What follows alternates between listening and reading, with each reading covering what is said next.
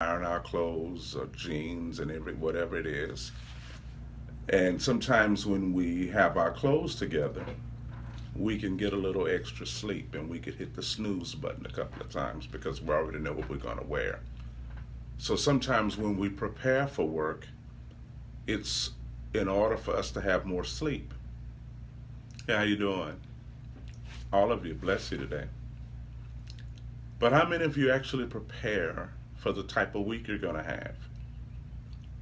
How many of you actually prepare at the type of experience you're going to have during the week? Has your life created a dominant flow and a dominant rhythm to the point that you have established some spiritual muscle memory in the atmosphere, where the atmosphere remembers your rhythm and it goes before you and it sets the pace for the week? Instead of living and seeing what's going to happen and reacting to what happens during the week. How many of you are happening already? How many of you right now are happening to life right now? You are making your life happen to the point that the rhythm of your life is being remembered by the atmosphere, and it's causing doors to be opened and shifts to happen because you are preparing yourself. And sometimes we have events that we're going to be a part of, and sometimes those events don't inspire a preparatory skill that shows you when you're going to bed and when you're getting up and what you're going to eat. Even the discussions that you have during the week.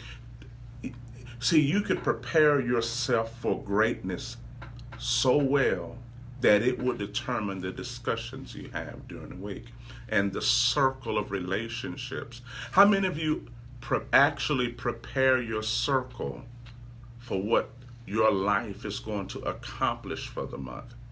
Instead of just living, you are preparing people who share time with you, because that's a part of preparation for purpose. It's not just going to church, but how you're going to live daily. Have you given instructions to your circle? And does all of your circle, everyone who makes up your relationships, do they know who you are? Are you the same person with all of your circle? Are you one way with church circle, another way with your coworkers, and another way with people you hang out with or go out with? Or are you the same being that's attracting a certain expansive circle around you constantly? And each circle can talk to the other folks that are part of your circle, and it creates a synergy, because sometimes we have disjointed circles.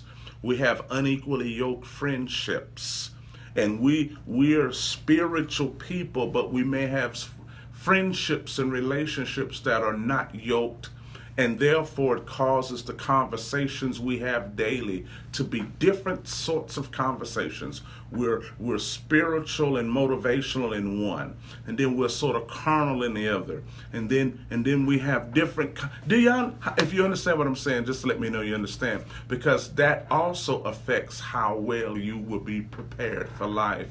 Because when we have a circle, when we have circles that establish mixed signals in our rhythm, we will never be on time or fully prepared for what we're going to do, and we're constantly be playing catch up in life. We'll constantly be playing catch up in life, and we will never have the control that we need, because we're constantly playing catch up, and we're disjointed, and we're not really together. So we kind of live half put together, and we're facing new experiences, but we're not really put together because we're not preparing ourselves that way. We're accustomed to going to bed at a certain time. We may go later and wake up with no sleep and rush to what we're going to do.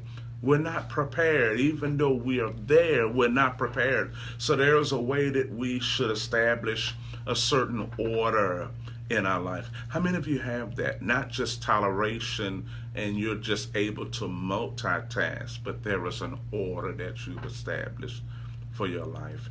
Your vision, your purpose has empowered you to prepare properly. We get our clothes together, but how many of you have gotten your mind together? And how many of you have given instruction to your circles? This is what we're going to do this month.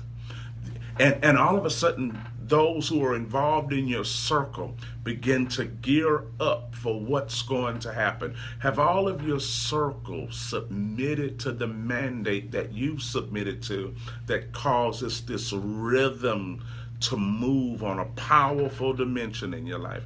How many of you get what I'm saying? How many of you follow me? That's a part of preparation. Preparation.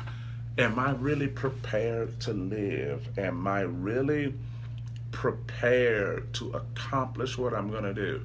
Have I gotten things to follow me this week? All of my circle. Are my conversations in rhythm with what's going on? The people that I'm going to talk with, do they know what I'm going to accomplish? Is everything working that way? Because sometimes we could say we don't have any control on how life is going to go. And in some instances it may be true, but you have more control than you realize. You can put all of your arsenal together. I'm not talking about warfare, but all of your intentions together and make sure that your circle know what's going on. How many of you are attracting the type of relationships that agree with what you were born to do? You have more than friends. You have companions of destiny. How many of you follow what I'm saying? And I know it seems pretty deep, but it's really, I believe those who think deeply. I'm not talking about surreal, disjointed depthness, but I think all of us should think and believe deeply. We should be rooted in the power that inspires us. I believe that that's what deep is, when we are rooted in the motives of our inspiration. We are deeply rooted, which means we are growing. We are receiving nutrients from an uncommon place. And it's not just something we're saying. Because we all have a habit of thinking very deep, but our actual applicable lifestyles may not share the philosophy that we have. Lots of times we have deep philosophy, but how life is practiced is regular. And I think that's what frustrates us most of all too. I think that's what frustrates many of us, is that our thoughts are not manifested in our reality. It's like we live to work and get a check and pay the bills while we think deeply. And it creates a pain of disjointedness, and we're mentally, intellectually stimulated, but we are status quo inspired. We live a status quo with inspirational philosophies that don't come together. And I believe wisdom is trying. He's not trying, but he's showing us, and I believe we're trying to find out when is the proper time to really shift our lives. And some of us are testing the waters, and some of us are finding out we're not really ready yet. But how do you prepare for life? Do your relationships know what you're going to do? The time frequency that you live, is it shared? Is it being shared by others? Are they going that way? Not are you going to church together, but are we going this way? That causes the rhythm to work better. causes you to, the atmosphere to remember what you're doing. One thing I found out about the atmosphere, it's not a demon, but it's a presence, a frequency and energy that remembers what you're doing. They don't know your heart or what you're going to do tomorrow per se, but it sees that it remembers the body of your work, the body of your movements, and before you know it, it creates a rhythm and a cycle. Cycles are created by habits. Habits create cycles that are remembered in the energy of the frequency of the atmosphere. And sometimes when the atmosphere, it remembers a cycle that, or a groove that's been established by you. Before you know it, you find the same similar events happening over and over and over again. And sometimes you have people who will say it's generational curses or it's this and that, the devil on me. But really, your movements have been remembered. You've created a rhythm and a cycle, and it begins to attract certain people in your life that will ensure that this cycle continues. It will attract codependency. It will attract victory. It will attract ingredients that will fit the groove that you've established in your life. And it will bring things together that will ensure that this cycle continues. If you know what I'm saying, right, that you understand. I'm going to be before you long. And so preparation, putting your, not just your clothes together, but your mind together and your circle together. Your accountability together. This is what is going to be done. That's very imperative when you think deeply and live deeply. That's very imperative to do. And it requires, everybody say require. It requires a consistent submission to a divine law, an understanding to co-create with God.